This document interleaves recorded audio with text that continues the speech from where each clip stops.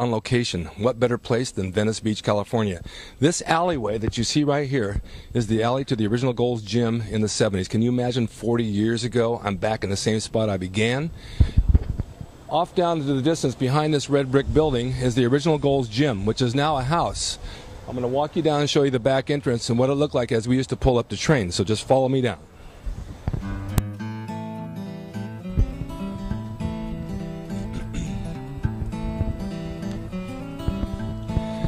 There were only 4 parking spots in the whole gym, while today's gyms probably has at least 30 to 40 spots. So you had to come early to get your spot to park.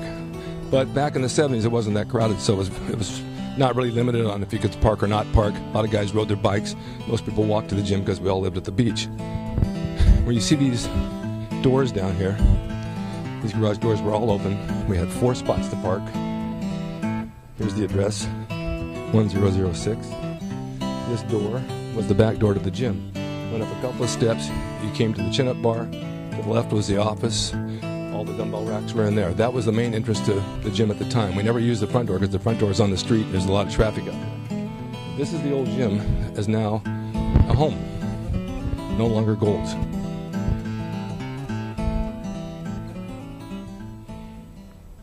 This is the other end of the alley. Right here, many of the guys from training, they come down here, take off their shirts, lay in the sun, get their tan without going to the beach. Because it was a grassy area, it was very relaxing, as you can see. And it was kind of a way to kick back and just enjoy the day that many people don't have that luxury today. We did, because we didn't really work. So let's go around the front. If you look behind me across the street, you'll see the front of Gold's Gym. That sign was put up after Joe Gold sold the gym to a man named Bud Danitz and another man named Dave Sachs. They changed the concept of the gym a little bit, added some flavor, added some color, and had that sign put on top, which is now kind of eroded and washed away. The doors you see up front that were gates were basically 2 metal doors with glass in them. They remained open most of the time to get the ocean breeze through it. And then the sides of the walls were basically windows that looked out into the street, so you could see people coming and going. This is a very busy street. Pacific Avenue goes between Santa Monica and Venice. A lot of traffic. And that's why the back of the gym was used at the entrance. Obviously, there's no parking on the street. Parking was only in the rear. After we finished our workouts, many of us would come across this street. We'd go down a little path there, I'll show you, that leads right to the beach, where we'd go and take a run on the sand, maybe lay out and get some sun. So let's go down and see what it's like today. 40 years later, I'm here again, but no hair, so I'm probably going to burn my head in the sun, but we'll see.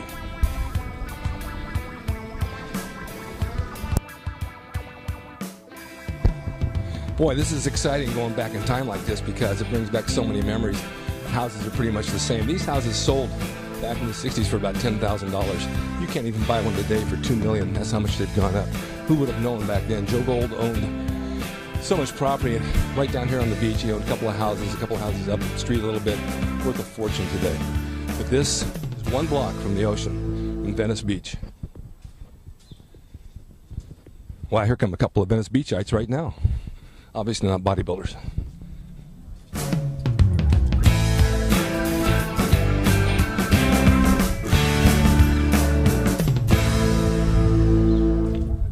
Okay, we're almost at the end of the walkway here. We're getting into the beach. You'll see down here what a life this was back in the 70s. Still today, it's gorgeous down here. This is February and it's sunny. People walking around, having a good time. Of course, none of these people here 40 years ago, they didn't have a clue what 40 years ago was about. But if you get a view down this boardwalk to your right, you'll see that there's little shops, kiosks, vendors, a lot of people walking. If you pan over to this other way, you'll see more of this. Down further, about 4 or 5 blocks, was the weightlifting pit. It was basically just a small pit with a little grass area in the beach. None of these people obviously were there then, but there were no people there then. You had a few of the local bums, you had a lot of bodybuilders, you had little restaurants, and you had the weight pit, maybe about 10 of us. And it was private. Nobody bothered you, no visitors like this. We had the beach all to ourselves. I wanted to throw this in for all of you because when I lived back down here in the 70s, I had this apartment building right here across the street, 117 Strand. Downstairs, front apartment, 2-bedroom, 2-bath with a sun deck on top. Now don't cry when I tell you, but it only cost me $165 a month. It was so cheap. From here to the gym was probably about a half a mile. I'd walk, ride my bike, or just take my car.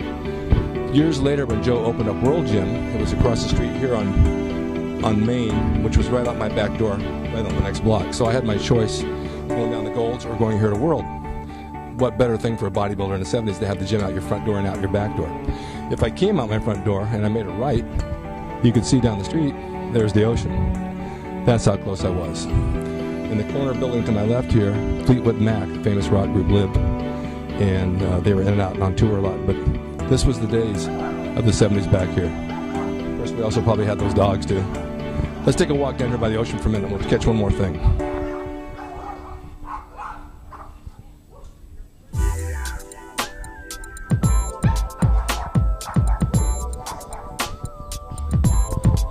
This is the back of the building.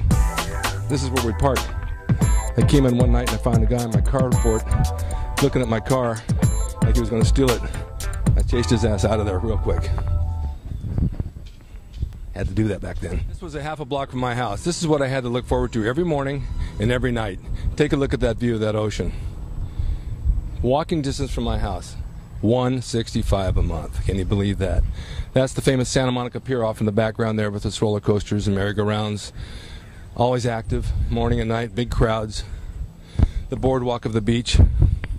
Way back down here in 50s was the real Muscle Beach, where they had the weightlifting platform of like Steve Reeves, guys back then. It was quite a mecca back then.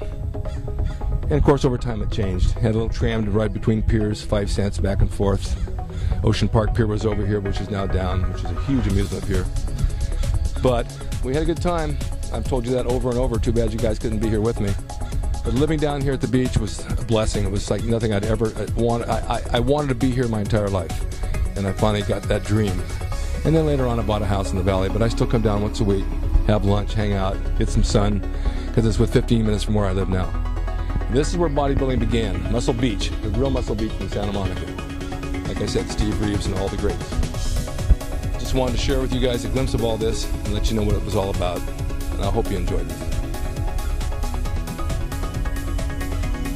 I don't think I'm going to go home.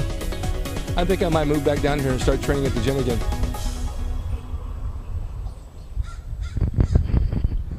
Across the street over here, you see the Zucchi's sign.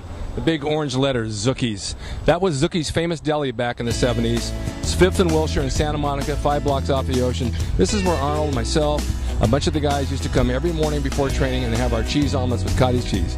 At nighttime, it was a hangout from around 10 o'clock till midnight for all of us guys to go after hours and just sit and have coffee or something to eat or snack on. But Zucchi's always held a warm spot in my heart because it's been here since I was a child. I used to come when I was 10 years old. The building had been revamped. It was closed for a long period of time. It went out of business. It's now First Equity Bank, but it was so famous that they left the sign as a landmark. Zucchi's Delicatessen. This place was really popping way back then, and I wanted to share that with you. This is where we all hung out. As you can see, there's new bike paths down here, people riding their bikes, like I say, people walking, shopping. We didn't have that back then because there were no stores, no shops, no vendors. It's become very commercialized. It's not what it used to be. You won't even find near the amount of bodybuilders as there was back then. But I wanted to give you guys some insight to what it was like, what the feeling was. It was unbelievable. And today when I come down here, it's like the smell in the air, the smell of the ocean, the breeze, the sun, has the same feeling of the 1970s, which will never go away in my heart and never go away in my mind. And I want to thank you for joining me on location for Rick's Corner, Venice Beach, California. And stay tuned to the next segment. I'll bring you even more. Thanks for watching.